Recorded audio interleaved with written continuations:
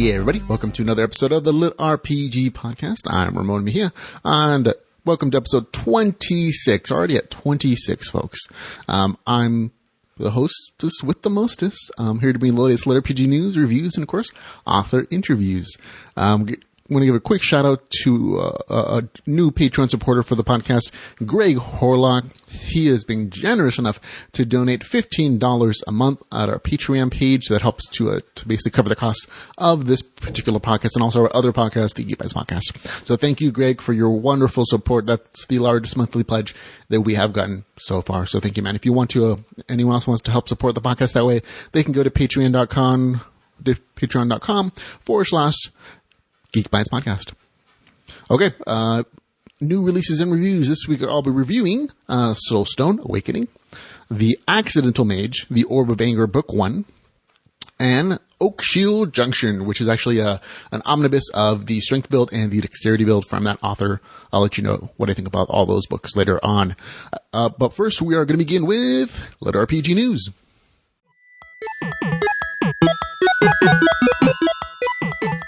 Hey, first in LitRPG news, we have a wonderful deal for our readers of LitRPG. Alaron Kong, author of the Chaos Seed series, has been nice enough to put his very first book in the series on sale, The Land Founding, for only 99 cents, folks. It'll be available at that price point till January the 17th, so it's a great deal for a great first book in the series, but you have to be aware, ladies and gentlemen, that if you buy this book, you're going to want to read the entire series, so just schedule out a nice chunk of your weekend to do so if you begin on this particular path.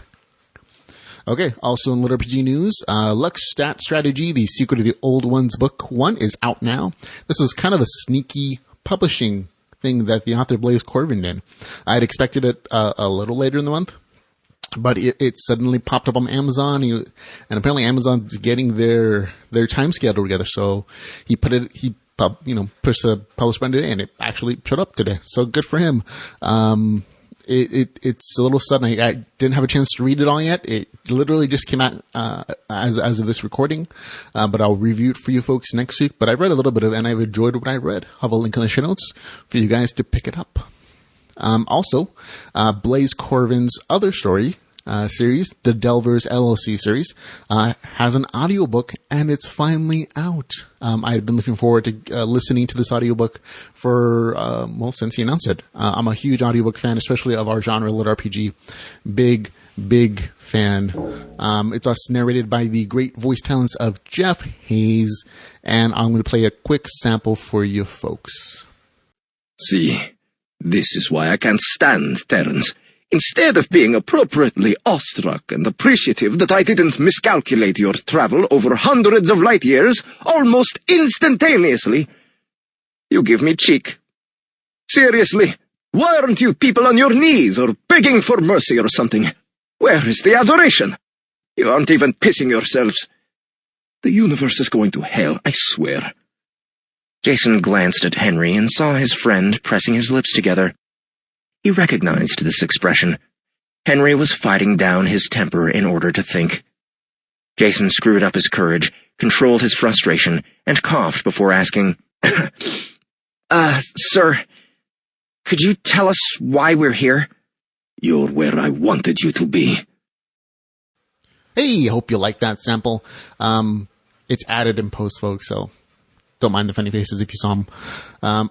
We'll move on to some more LitRPG news, though. Awaken Online Precipice, the second book in Travis Bagwell's series, is up for pre-order right now. Yes, ladies and gentlemen, if you've never heard this series, it's a wonderful action-adventure story set in a virtual reality MMO where the main character is not as lighthearted and good as the other characters you might have read. He's more morally ambiguous. He's a necromancer. He makes zombies explode, and he's a badass on the battlefield.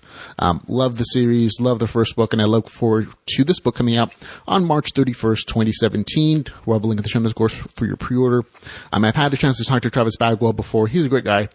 And again, I love the series, and March 31st can't come soon enough. Also in LitRPG news, the next book in the Way the Shaman series, Book 5, is also for pre-order. It'll be available April 2nd, 2017. It's a favorite of mine. I encourage you to go check it out. It's one of the most long-running LitRPG series. It's from a Russian author, Vasily Mahenko. Also talk to him. Check out that interview on our site, geekbytespodcast.com or litrpgpodcast.com. They go to the same place. If you want to hear that interview, it's fun as well, but I'm looking forward to this one as well. Also, the Nagant Wars, written by Jaden Hunter, is up for re-release pre-order. I know that's a weird phrase, but it really means something. After critical reviews, reader reviews, the author pulled this story a few months ago to rewrite some parts and really just make it better. A better lit RPG story. The author is very open about some of the mistakes he felt he made in his writing of this particular lit RPG story, and he's done his best to correct them and make it a better story, hopefully. But we'll have a chance to reread it on January the 31st. In related news story to that, that author, Jaden Hunter, was actually on a podcast called the Fantasy Sci-Fi Marketing Podcast, talking about his experiences as a lit RPG author. I watched it. It's highly entertaining, folks. I encourage you to go find it. We'll have a link in the show notes, of course, for it.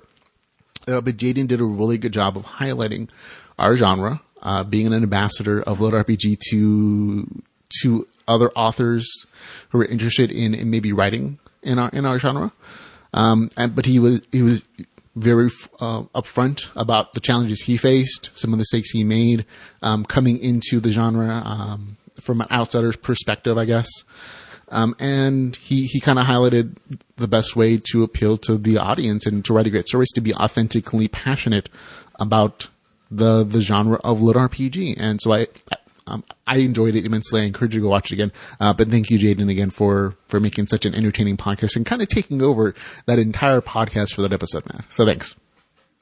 Okay. Also, Jeffrey Falcon Logue, author of the Slime Dungeon series, has announced that the third book in his series is on track for a late February, early March release date. There's no more info on the story at this point, but I know there are a lot of people who are looking forward to that next book in that series. So I figured I'd let you know exactly how long you probably have to wait. And last little bit of LitRPG news. Amy Hopkins has announced that her first LitRPG book will come out this month. It's called Realm of the Nine Circles. And I'm really just showing it off because of the badass cover art. A wonderful cover art, and I hope the story is as entertaining and interesting as the cover makes it seem. I look forward to reading this, Amy, if you're watching or listening, when it comes out. And that'll be it for LitRPG news. Next is upcoming LitRPG, where I give you a list for the next couple months of what's scheduled to come out on Amazon. Lion's Quest Undefeated is out January the 17th. You're in Game, Liberty Stories from Bestselling Authors. That's that Russian compilation, January the 20th. Spawn Campers, the LitRPG adventure in the Crucible Shard series, January 31st. The Nagant Wars, the Pansrama, out January 31st. Talked about that. Then there's Realm of the Nine Circles. It's scheduled to come out sometime in January. Also, Dungeon Madness, Book 2 in the Divine Dungeon series is out in February. The Beginning, Dark Paladin, Book 1 is out February the 7th, 2017. That's Vasily Mahenko's next LitRPG series. Remember that The Way Shaman has already been written, I believe, up to like 7 or 9 books in Russia, and we're just getting the translated versions. This is his next series that he's written, and is actually coming out sooner than the end of his other series. So I'm looking forward to this.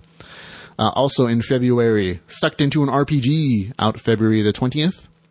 We don't have a lot of information on that one, but it's on Amazon. And Spitznats, a 49ers lit RPG novel. It will be available February the 28th. 2017 as well. So there you go, folks. The LitRPG that's scheduled for January and February is there. Now on to new releases and reviews.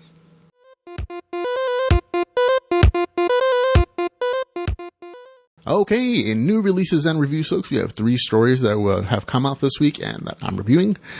First one is Soulstone Awakening by J.A. Cipriano. This book is 268 pages, $4.99. It is available on Kindle Unlimited. I will read you the description real quick. Aaron Hope plays video games, like a lot, not just professionally. When he entered the Epix Games Player vs. Player World Championship on a lark, this college senior never expected to make it to the final round, nor to get drugged and shoved into an alpha test for World of Rule. The premise for this virtual reality MMO is simple.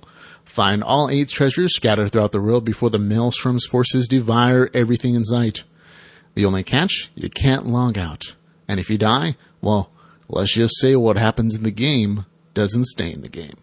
And there you go. That's the description on Amazon for the story.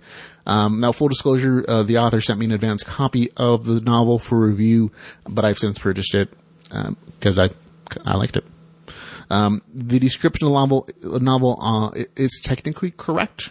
That is the premise of the story, but it doesn't really play a big part in the novel. Like, they don't ever, in this story, they don't get any of those 8 treasures.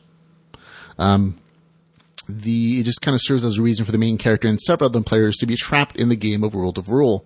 Now, at its core, this story it's not an epic journey to destroy the Ring of Power or anything like that.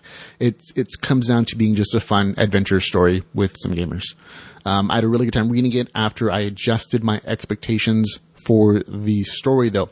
Now, if you're the kind of reader that needs their LitRPG game rules to be consistent and to make 100% sense and not be broken or bent, this is probably not the novel for you. It'll frustrate the heck out of you if you're that type of reader. Now, when I first started to read this, my mind really just kept pointing out game mechanic inconsistencies and plot points that seemed really, really stretched, a little on the verge of unbelievable. There were actually parts in the story that reminded me of a weird dream I had after a gaming marathon session, and I had too many chili dogs. They're that kind of surreal occasionally. For example, like the players' brains being taken out of their bodies and hooked up to a machine to play the game. The game notification system sounding like Elizabeth Hurley, a talking foul-mouthed rabbit, and the main character rolling 4 20s for his stats with the D20 die. All those kind of stretch the imagination a little bit, but they're fun. If you're not taking it like too seriously as a story, you're gonna have a good time. Just sit back and enjoy the ride. That's my advice if you want to really enjoy the story.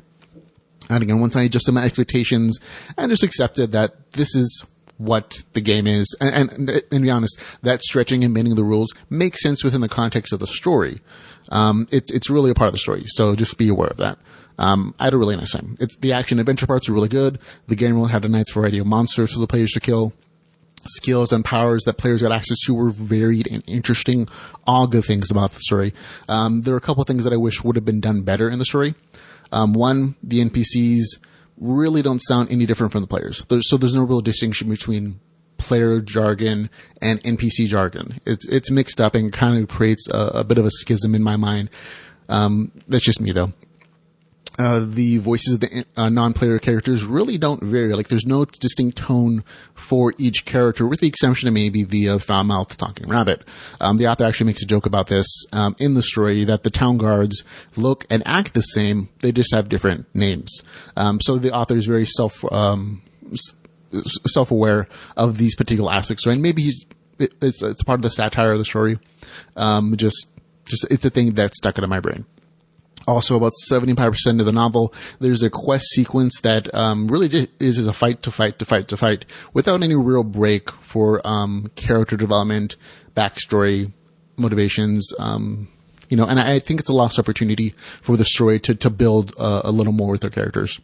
The fights they got more exaggerated, more hard, without the characters really getting a chance to learn and to power up, which is something that I think could have been done just a slightly better. But that's kind of it. No real complaints, just a few things that I thought could have been done better. This is really a unique lit RPG novel that at times feels like a cool gamer dream. I enjoyed reading it. I'd give it a 7 out of 10. So there you go. On to our next review, The Accidental Mage, The Orb of Agner, Book 1.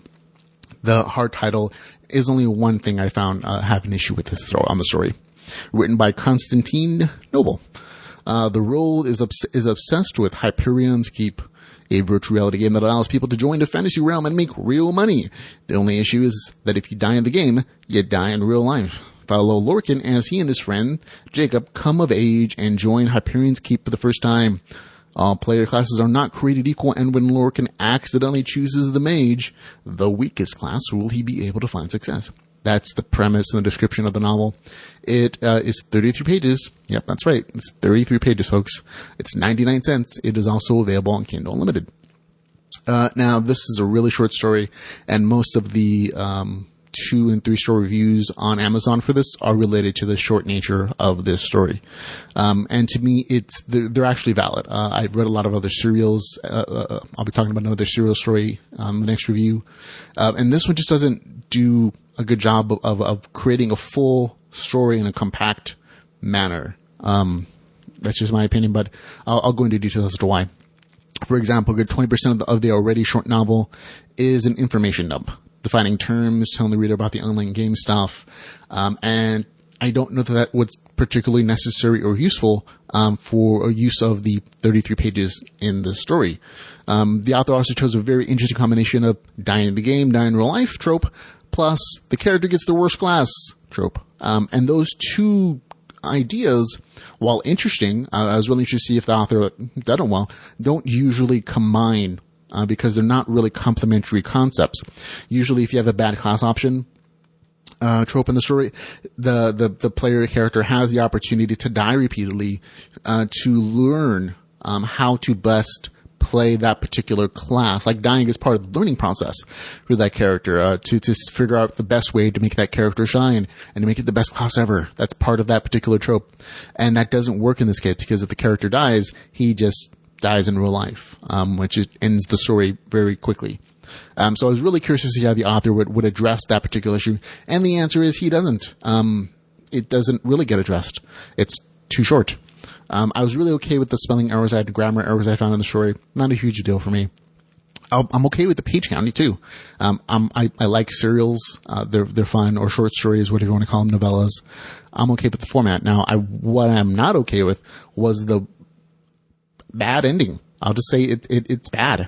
It's an abrupt ending where the best friend is suddenly killed by a group of thieves because they can magically break the game rules by turning a player versus environment zone, which is supposed to be safe for players, into a player versus player zone, which is like, wait, what? And then somehow the main character magically survives, even though he's the weaker class of everybody, by using an overpowered magical artifact they just happened to discover a page ago. And then the novel ends, saying, I'm going to get revenge for my friend. And then that's it. At the end of the novel, the author says they're planning to release another story in the series. And while I hope the story continues in the next one, I can't recommend this one at all. It's just really super frustrating. And I had hoped that it was going to be better, and it just wasn't. So there you go. On to our next review, last one for the podcast, Oakshield Junction. Now, this is actually an omnibus of the author's other series, written by Stephen Shelley. The author wrote 2 other serial kind of arcs in the series called Strength Build and Dexterity Build, and this is kind of the collection of those 2. I believe this is the end of that particular series, so this is a great opportunity to grab them all at one time at a slightly cheaper price. Now let's see. I'll read you the book description real quick for you folks who haven't had a chance to look at this at all. Nick Stanners has no money, no job, no prospect. He lives in one of the most crime-ridden apartment blocks on the West Coast. His girlfriend uses him for a place to stay. I'll skip that part. Nick gets the opportunity to jump into a new kind of virtual reality game where he can make money and improve his life as a pixel runner. Will he succeed or fail? It depends on his merits. The series is, this particular book is 329 pages long. It actually encompasses 8 smaller stories. They're just kind of pushed together now. It is $4.99, which is a little more reasonable. The individual pieces are about 40 pages for 99 cents, which was an issue for some people, and is also available on Kindle Unlimited. So if you have Kindle Unlimited, this is a no-brainer to me. Author Stephen J. Shelley is really working the serial model on Amazon in this particular series. He serialized each story, then he put them together in individual omnibuses, and now he squished those 2 omnibuses into a larger omnibus for people to read all at once. And I'd say this is probably the best value of all his collections. If you're into the story, if you're just waiting for the series to be done to read it all at once, this is it. Enjoy. I really like the serial. I enjoy these stories. And again, as an omnibus, it makes a little more financial sense per page count. And it addresses like the short nature of the stories for a lot of people as well. I enjoyed Strength Build in that series. The character, jumps into this virtual reality MMO where that's actually broadcast live to the world, and it's one of the popular games in the world. And he becomes a pixel runner, which is a combination of a live gaming streamer and also virtual reality MMO player. And he has a bunch of adventures. He kills things, and each individual episode is really well done. Like, there's a full story arc in each one of those smaller stories. Even though they're 40 or 50 pages, they feel very full. They feel very efficient in their storytelling, which is, to me, a better way of doing a serial story than that last story I talked about. This is a great example, to me, of a serial done right, where each thing is its own story. It has a beginning, middle, and end. It's complete, but it also connects to everything else. And as a whole, it feels like a season of television where each story is individualized, but as a whole, it's also a larger story. And I really liked it. Let's see. Although in the second arc, the dexterity build, where the character goes from a strength build to a dexterity build in his gameplay choices, you get the reasons for the character to stay in the game, get a little thin. Just look past it. It's still a fun and interesting story. And at the end of dexterity build, it's a satisfying conclusion, and it's very much a conclusion. So there we go. It's a great read. It's a no-brainer. If you have Kindle Unlimited, I'd say definitely check it out. I enjoyed it. I purchased each individual book. I had a good time anyways. It's still a little bit overpriced, but it's a little bit better as an omnibus in this form. So it's a big recommend for me. I definitely give it an 8 out of 10, in my opinion. I enjoyed it, and I think a lot of more people will enjoy it as a larger story now. That's it, everybody. End of the podcast. Thank you very much for listening and watching. I appreciate you taking the time again to listen to me talk about the thing that I love, LitRPG, and hanging out with me. If you enjoyed the podcast and, of course, you want to help support us, you can find out all the ways to do so at litrpgpodcast.com/support. But until I get to hang out with you guys again next week, hopefully, remember, folks, go read some LitRPG.